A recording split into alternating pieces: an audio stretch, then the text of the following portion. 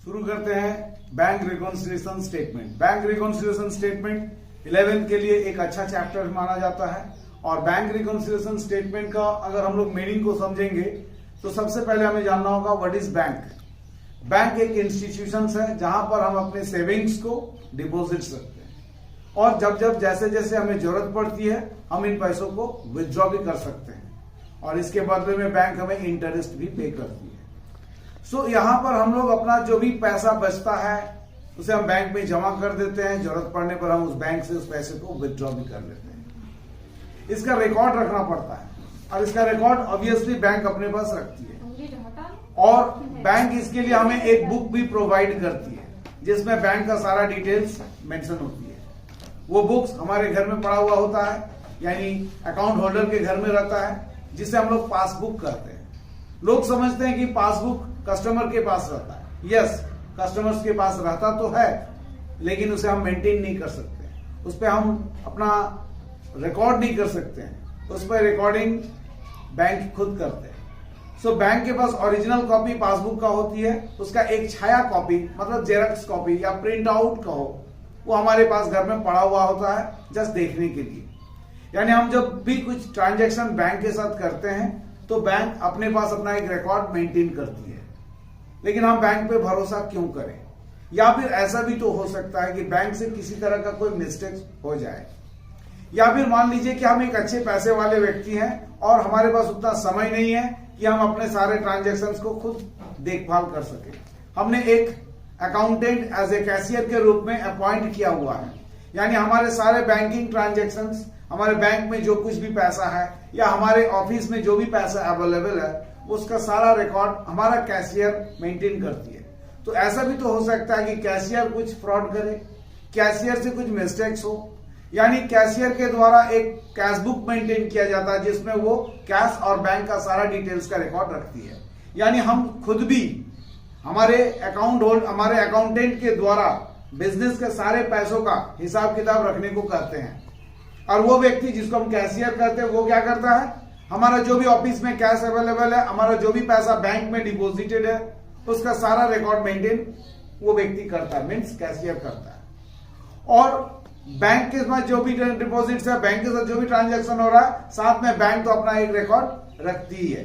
यानी हमारा बैंकों के साथ जो कुछ भी लेन देन होती है उसका हिसाब किताब दो जगह रखी जाती है। एक हमारे पास खुद का जो हमारे कैशियर मेंटेन करते हैं कैश बुक, और दूसरा बैंक के पास जो बैंक मेंटेन करती है उसे पासबुक। अर्थात इस बैंक रिकॉन्सिलिएशन स्टेटमेंट में आपको दो बुक के साथ पूरा ये चैप्टर यूज करना होगा।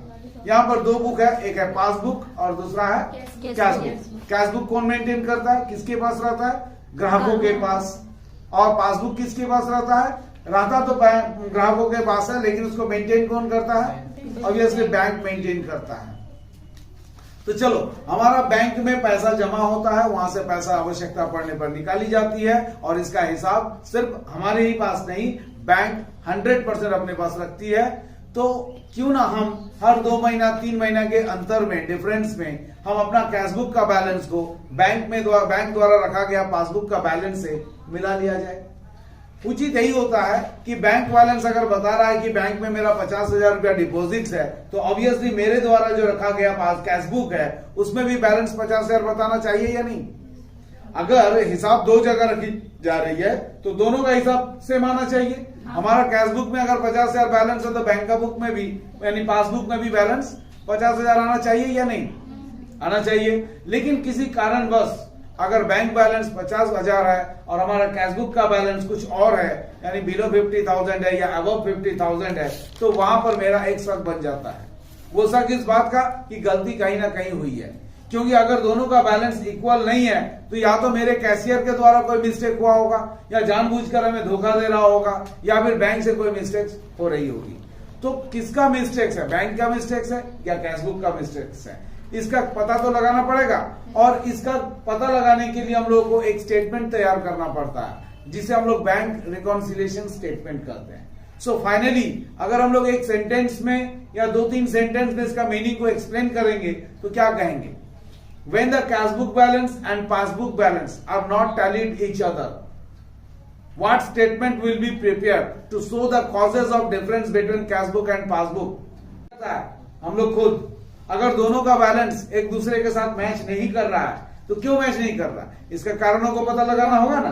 तो इसका कारणों को पता लगाने के लिए जो स्टेटमेंट तैयार की जाती है उसे ही हम लोग कहते हैं बैंक रिकॉन्सिलिएशन स्टेटमेंट। जैसे कि हमने कहा कि हम एक धनी व्यक्ति है, रिचेस्ट पर्सन में से एक है, और हमारा अपना एक अकाउंटेंट है जो कैशियर के रूप में काम करता है।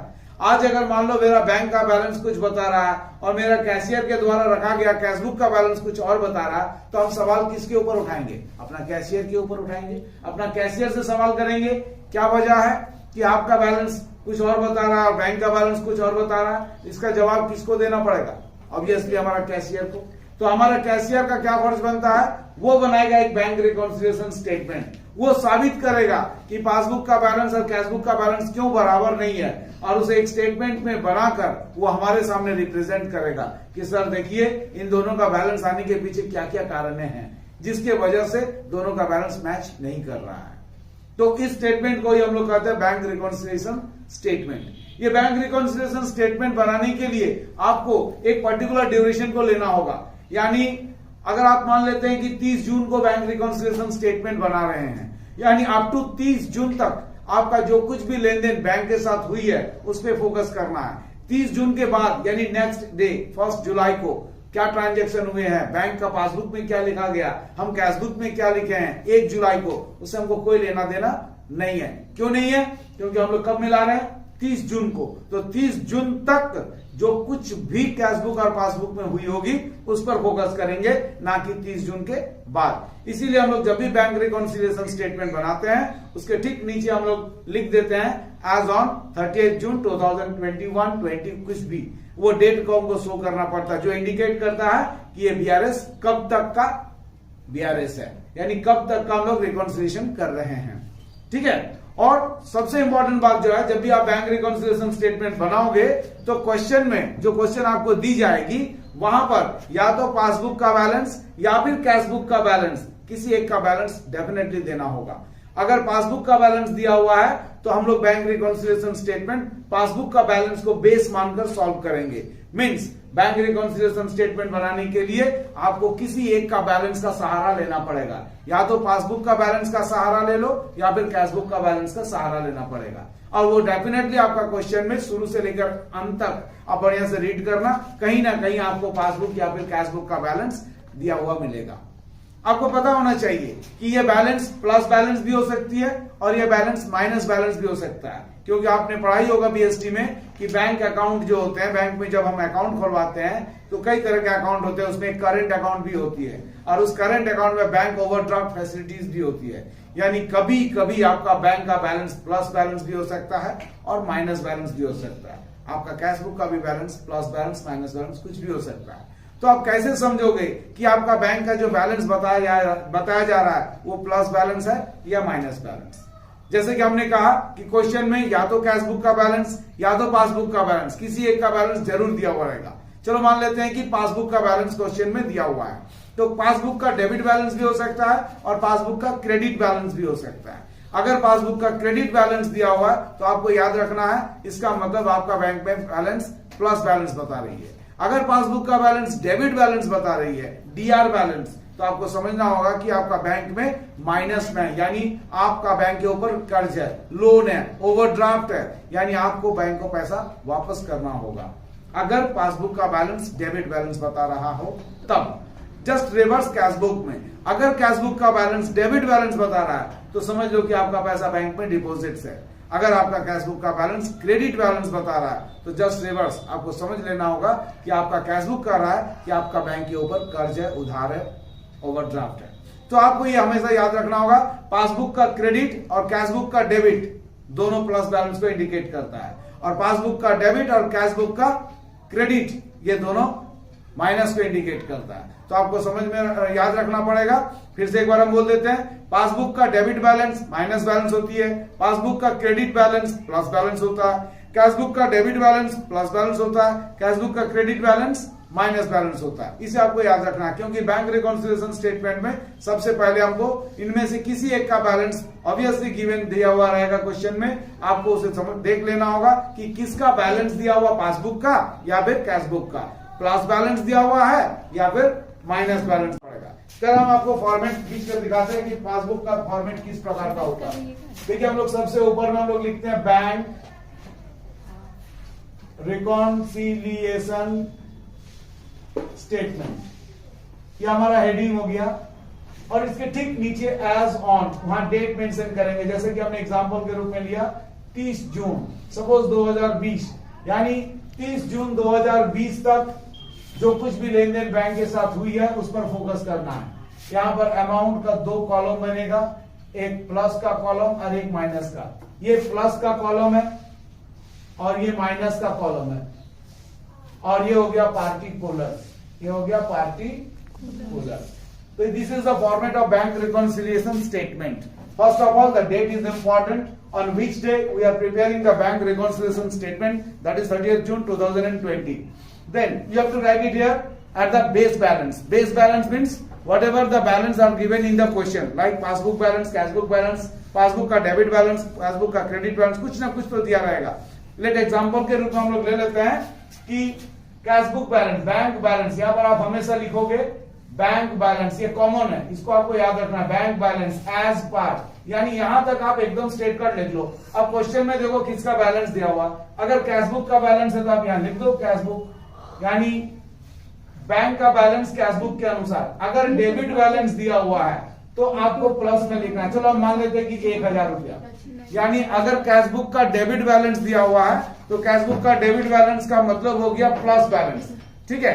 कैश बुक का डेबिट बैलेंस का मतलब हो जाएगा प्लस बैलेंस। अगर यहाँ क्रेडिट बैलेंस दिया होता, मान लेते हैं कि कैश बुक का क्रेडिट बैलेंस दिया हुआ है, तो कैश बुक का क्रेडिट बैलेंस का मतलब हो गया माइनस बैलेंस। तो क्वेश्चन में आपको देखना है कि कौन सा बैलेंस, तो कैश बुक का डेबिट मतलब प्लस, अगर क्रेडिट बैलेंस दिया रहेगा तो माइनस। सर कभी कभी ऐसा होता है कि क्वेश्चन में डेबिट क्रेडिट कुछ लिखा हुआ नहीं है, उस समय हम क्या करेंगे, तो हमेशा उसको प्लस बैलेंस मानकर प्लस वाले घर में लिख लेना। अब यहां पर आप बेस किसको माने हो, कैश बुक को बेस माने हो। देखो आपको यहां पर कैसे समझना है बैंक रिकॉन्सिलिएशन स्टेटमेंट करने के लिए। ये तो एक फॉर्मेट हो गया, ये एक स्टार्टिंग पॉइंट है जो आप हमेशा सबसे पहले बेस मान लेते हो। इस क्वेश्चन में हमने कैश बुक का डेबिट बैलेंस को बेस माना है। ऐसा हो सकता है कि हम लोग कैश बुक का क्रेडिट बैलेंस को बेस माने, तो वो क्वेश्चन में अगर दिया रहेगा तभी आप मान सकते हो, जबरदस्ती अपने से नहीं मान सकती हो। क्वेश्चन में जिसका बैलेंस दिया रहेगा उसी को आपको बेस मानना है, राइट। अगर क्वेश्चन में पासबुक एंड कैश बुक दोनों का बैलेंस दिया हुआ है तो आपकी मर्जी, आप पासबुक को बेस मानोगे या कैश बुक को बेस मानोगे। ज्यादातर क्वेश्चन में किसी एक का ही बैलेंस दिया रहता है और जिसका बैलेंस मिलेगा उसी को लेकर आपको सॉल्व करना पड़ेगा, राइट। अब इसको हम लोग कैसे सॉल्व करेंगे, किस तरह से बनाते हैं उसको समझते हैं। देखो हर टीचर को समझाने का अलग अलग तरीका होता है, मेरा भी अपना एक पॉलिसी, अपना भी एक तरीका होता है, हमने उसे बेस्ट समझा है, जो तरीका भी हम आपको समझाएंगे। अगर वो तरीका आपको अच्छा लगता है तो आप मेरे ही तरीका को अपनाना, लेकिन अगर मान लिया जाए कि हमने जो तरीका आपके सामने रखा वो आपको पसंद नहीं आया, आपको समझ में नहीं आया, वो ज्यादा टफ लग रही है, अगर आपको कोई दूसरा टीचर ने किसी और तरीके से समझाया और वो आपके दिमाग में आ चुका है, तो मेरे तरीकों को अपनाने की जरूरत नहीं है for the bank reconciliation statement. खासकर बैंक रिकॉन्सिलिएशन स्टेटमेंट अलग अलग तरीके से समझा जा सकता है, जिसका दिमाग में जो तरीका ज्यादा आसान लगता है हम उसे बोलते हैं कि वही तरीका को अपना लो, उसी तरीके से बैंक रिकॉन्सिलिएशन स्टेटमेंट को सॉल्व करो। चाहे तरीका कुछ भी अपनाओ, आंसर वही आएगा जो सबका आता है। सो अगर मेरा तरीका आपको अच्छा लग रहा है, समझ में ज्यादा इजी हो रहा है, तो आप मेरे तरीका को अपनाओ। जैसे कि हमने बार बार कहा कि आप यहाँ पर बेस किसको माने हो, आपने यहाँ पर कैश बुक को बेस माना हुआ है, तो ठीक है। अगर आप कैश बुक को बेस मान रहे हो तो आपको पासबुक के बारे में सोचना होगा। दो बुक होती है बैंक रिकॉन्सिलिएशन स्टेटमेंट में, शुरू में ही कहा था हमने, एक कैश बुक और दूसरा पासबुक। अगर आपने कैश बुक को बेस माना हुआ है तो आपको सोचना किसके बारे में होगा, पासबुक के बारे में सोचना होगा। अगर आप यहाँ पर पासबुक को बेस माने हुए हो तो आपको कैश बुक के बारे में सोचना होगा। क्या सोचना होगा जरा हम आपको शॉर्ट वीडियो बनाकर समझाते हैं। तो चलिए मान लेते हैं कि किस तरह का मिस्टेक्स होती है उसको हम जरा समझ लेते हैं। हमने चेक वर्ड का नाम सुना ही होगा, चेक, CHEQUE, चेक्स। चेक्स होता क्या है, चेक्स हम लोग जमा करने के लिए भी यूज करते हैं, चेक से हम लोग पेमेंट विथड्रॉ भी करते हैं। तो हमें देखना होगा कि क्वेश्चन में चेक के बारे में क्या दिया हुआ। कभी कभी ऐसा होता है कि हमने चेक इशू किया, इशू करने का मतलब होता है चेक निकालना, पैसा निकालना। जब भी आप बैंक से कुछ पैसा विथड्रॉ करते हो, पैसा निकालते हो, तो आप चेक का इशू करते हो, चेक का ड्रॉन करते हो, चेक को ड्रीव करते हो। तो अगर क्वेश्चन में लिखा हुआ cheque drew, cheque drawn, cheque issued, इसका मतलब आप पैसा बैंक से निकाल रही हो। और जस्ट रिवर्स, अगर आप बैंक में पैसा जमा कर रहे हो तो वहां लिखा रहेगा cheque paid, cheque deposit, cheque paid, cheque deposited का मतलब हो गया बैंक पे पैसा जमा करना। आ जाओ कम। तो यहां पर हम लोगों को देख लेना होगा कि चेक डिपॉजिटेड है, चेक इश्यूड है, या ड्रू है, या ड्रॉन है, या सेंट है, या कलेक्शन के लिए भेजा गया है। तो इसको आपको फोकस करना होगा कि क्वेश्चन में क्या दिया हुआ है, इशूड है, या ड्रॉन है, या पेड है, या सेंट है। ठीक है, तो चलो हम लोग एक एग्जांपल ले लेते हैं। हमने यहां पर कैशबुक को बेस माना हुआ है और आपको सोचना है पासबुक के बारे में। क्या सोचना है जरा सोच के देखो। अगर आप कैशबुक को बेस माने हो तो पासबुक के बारे में सोचो। क्या सोचेंगे? पासबुक कैशबुक की अपेक्षा बढ़ा हुआ है या पासबुक कैशबुक की अपेक्षा घटा हुआ है। पासबुक जिस हालत में रहेगा, अगर पासबुक कैशबुक से बढ़ा हुआ है तो आपको यहां पर प्लस वाले कॉलम में लिखना है, अगर पासबुक घटा हुआ है तो माइनस कॉलम में।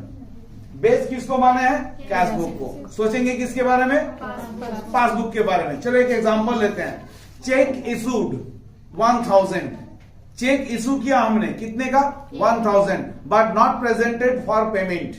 हमने 1000 रुपया का चेक इशू किया। मान लो अभी नेहा को हमने एक चेक काट कर दिया कि जाओ नेहा इस पैसे को तुम निकाल लो, या नेहा हमसे पैसा पाती है, हमने उसे 1000 का चेक इशू कर दिया। तो हमने क्या सोचा कि मेरा बैंक का बैलेंस 1000 बढ़ जाएगा या फिर घट जाएगा? घट जाएगा। तो ऑब्वियसली हमारे पास कौन सा बुक है? कैशबुक है। हम कैशबुक में जाकर 1000 माइनस कर देंगे। Suppose this is my cashbook, इसको हम लोग कैशबुक मान रहे हैं, और ये जो मेरा पासबुक है। तो अभी पहले हम पैरेलल में रखेंगे, इक्वल पोर्शन में रखेंगे। ठीक है, अभी दोनों का बैलेंस इक्वल है। जैसे ही हमने 1000 रुपया विथड्रॉ किया था, दिस इज माई कैशबुक, हम अपना कैशबुक को 1000 से डिक्रीज कर देंगे, घट गया मेरा कैशबुक का बैलेंस। अब वो चेक बैंक में पहुंचेगा तभी तो बैंक उसको पेमेंट करेगा। ये चेक हमने नेहा को काट कर दी थी, अब नेहा को कहीं से पैसा अरेंज हो गया, अब नेहा उस चेक को बैंक में लेकर नहीं पहुंची, तो क्या मेरा बैंक का बैलेंस घटेगा या एज इट इज रहेगा? ऑब्वियसली अगर वो चेक बैंक में नहीं गया तो बैंक का बैलेंस ज्यों का त्यों रहेगा। रहेगा कि नहीं? लेकिन हमको तो पता नहीं कि नेहा गई थी या नहीं गई थी, मेरा तो कैशबुक घट गया। अब ये पोजीशन है हमारा, मेरा कैशबुक घट गया बट बैंक का पोजीशन एज इट इज वही बना हुआ है। हम लोगों ने यहाँ पर बेस किसको माना था? कैशबुक को। हमने क्या कहा? पासबुक के बारे में सोचो। किसके बारे में? पासबुक के बारे में सोचेंगे। तो देखो पासबुक जो है ये this is my passbook, cashbook से बढ़ा हुआ है ना घटा हुआ है? बढ़ा हुआ है। सो जो भी अमाउंट रहेगा यहाँ पर हम लोग लिख देंगे check issued but not presented for payment. मान लो 500 रुपया का चेक था तो 500 रुपया प्लस में लिखेंगे, पासबुक बढ़ा हुआ रहेगा तो प्लस में लिखेंगे। ठीक है, तो check issued but not presented for payment इस लाइन में लिखेंगे और 500 को यहां शो करेंगे। नेक्स्ट ट्रांजेक्शन, मान लो आपने चेक जमा किया, अभी आपको मान लो कहीं से चेक मिला था 1000 का, you have received cheque from someone 1000 rupees. क्या उसे आप तकिया के नीचे रखकर बैंक में जमा कर दोगे? तकिए के नीचे रखकर आप उस पर सो जाओगे और अर्ली मॉर्निंग में जब तकिया को उठाओगे तो क्या आपको वहां से 1000 का नोट निकल कर आएगा? ऐसा तो नहीं होता। आपको अगर कहीं से 1000 का चेक मिला है तो आप उस 1000 रुपया का चेक को बैंक में ले जाओगे और वहां पर जाकर जमा कर दोगे। बैंक उस पैसे को कलेक्ट करेगी और फिर आपके अकाउंट में प्लस कर देगा। ठीक है, तो इस तरह से जब भी हमको कहीं से कोई चेक मिलता है तो हम उस चेक को बैंक में सबमिट करते हैं, बैंक उस पैसे को कलेक्ट करने के बाद मेरे खाते में प्लस करती है। राइट, तो मान लेते हैं कि एक ट्रांजेक्शन दिया हुआ है, cheque paid but not collected by bank. Cheque paid मान लो 1000, यानी हमने 1000 रुपया का चेक बैंक में जमा किया। जब हम 1000 रुपया का चेक बैंक में जमा करेंगे तो ऑब्वियसली मेरा बैंक का बैलेंस क्या हो जाएगा? मेरा बैंक बैलेंस बढ़ जाना चाहिए। तो हम ये सोचकर अपना कैशबुक में 1000 को क्या कर दिए? प्लस कर दिए। भाई बढ़ जाएगा तो हम भी बढ़ा देते हैं, 1000 जमा करके आए हैं। तो हमने अपना कैशबुक को क्या किया? 1000 से बढ़ा दिया। दिस इज माई कैशबुक, 1000 से बढ़ा दिया। इक्वल में रखे थे पहले, जैसे हमने चेक जमा किया 1000 से कैशबुक को बढ़ा दिया। ठीक है, अब क्वेश्चन क्या बोल रहा था? Cheque paid but not collected by bank, लेकिन बैंक ने अभी तक कलेक्ट नहीं किया तो बैंक का जो बैलेंस है वो वहीं पर पड़ा हुआ। क्या बैंक में पैसा जमा हुआ? नहीं हुआ। तो पासबुक वहीं पर है लेकिन हमने कैशबुक को बढ़ा दिया था। तो अल्टीमेटली रिजल्ट क्या आया? रिजल्ट आया कि पासबुक सर यहाँ पर घटा हुआ है कि नहीं? आपको सोचना किसके बारे में? पासबुक के बारे में। आपने बेस किसको माना है? कैशबुक को। तो सोचोगे किसके बारे में? पासबुक। तो इस कंडीशन पे आप नोटिस करो, पासबुक मेरा बढ़ा हुआ ना घटा हुआ? घटा हुआ। तो आप लाइन को यहां पर लिखोगे cheque paid but not collected. चलो हमने 2 चीज बताया, थोड़ा सा लिख के दिखा देते हैं। छोटा सा वीडियो में पूरा चीज को बता पाना मुश्किल होगा, इसीलिए जस्ट रिकैप करने के लिए हमने ये वीडियो बनाया। Check issued but not presented for payment. Check issued but not presented for payment 500 हमने दिया था, तो हमने क्या कहा था कि जैसे हमने चेक इशू करा कैश बुक घट जाएगा और पासबुक मेरा बढ़ जाएगा क्योंकि ये चेक बैंक में पहुंचा नहीं, तो हमने क्या कहा था प्लस हो जाएगा। ठीक, उसके बाद हमने क्या कहा cheque paid but not collected by bank 1000।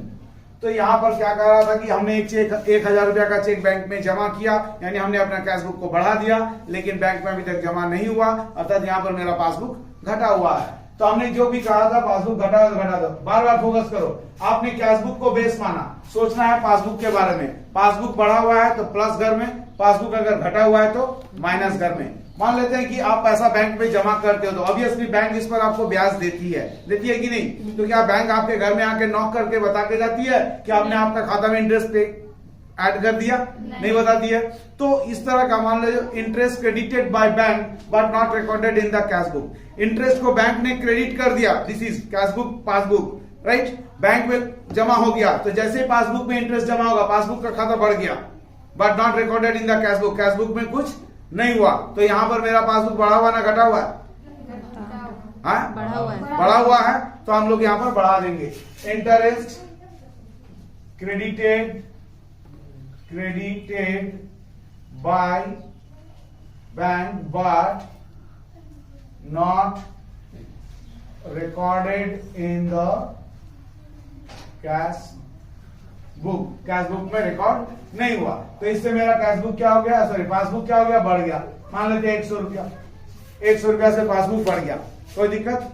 इस तरह से और भी बहुत सारे ट्रांजैक्शन होते हैं। हम एक छोटा सा वीडियो बनाकर उसको हम सारा चीज को इतना कम समय में बता नहीं पा सकते हैं। अगर आप लोगों को जरूरत पड़े तो आप हमसे मिलो और फोन कर सकते हो 7717750118 पर। फिलहाल हम इसको क्लोज करते हैं। अब हम लोग क्या करेंगे, जिसका टोटल ज्यादा होगा उसको टोटल कर लेते हैं। इसका टोटल जैसे प्लस का टोटल ज्यादा आया 1600 लिख दिए यहाँ पर। अब 1000 को लेस करो, कितना बैलेंस आया 600। यहाँ पर आप नोटिस करो प्लस का टोटल ज्यादा आया, माइनस में कम आया। तो आप यहाँ पर जैसे क्या लिखे थे, बैंक बैलेंस एज पर कैश बुक, आप यहाँ पर लिख दो बैंक बैलेंस एज पर। अगर आपने यहाँ पर कैश बुक लिखा है तो आपको यहाँ पर लिखना होगा पासबुक। यानी आपका कैश बुक कहा कि अकाउंट में 1000 जमा है, लेकिन आपका पासबुक क्या कह रहा है कि आपका खाते में 600 रुपया जमा है। 1000 और 600 के बीच का कारण क्या है? ये 3 कारण था। इस तरह से हम लोग बैंक में सारे ट्रांजेक्शन है जिसको हमें यहाँ पर दिखाना पड़ता है। तो जब आप क्वेश्चन बुक से बनाओगे तो बहुत सारे वैरायटीज आपको देखने को मिलेगा। फिलहाल बैंक रिकॉन्सिलिएशन स्टेटमेंट का कॉमन कॉन्सेप्ट यही है।